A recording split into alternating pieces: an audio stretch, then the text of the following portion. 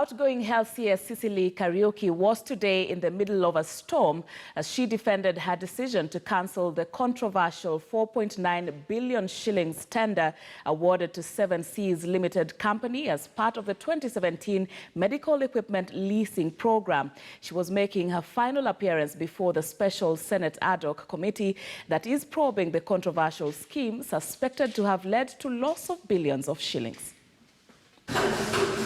The managed equipment service scandal continues to spark political heat as outgoing health CES was yet again put on the spot over circumstances leading to the cancellation of a 4.9 billion shilling contract awarded to 7Seas Limited to provide information, communication and technology services to 98 health facilities projected to benefit from the scheme, in a move suspected to have cost Kenyan taxpayers 3.9 billion shillings. Somebody in Endebess or Kuria cannot have the benefit of the experts and consultants sitting at Kenyatta when they are in dire need of medical support, despite the fact that 200 million every year is taken off from their accounts at source. Correct? Minister?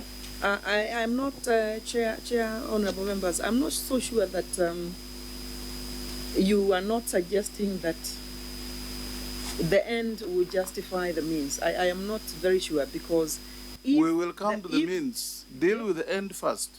Yeah. That you have denied Kenyans in the manner you have handled the HCIT project. Kenyans have been denied the benefit of what they are continuously paying for.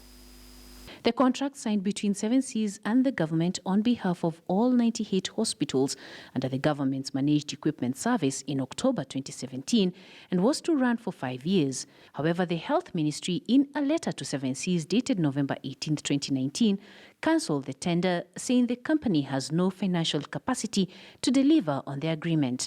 This is a tripartite agreement now signed by your accounting officer, the contractor, and KCB.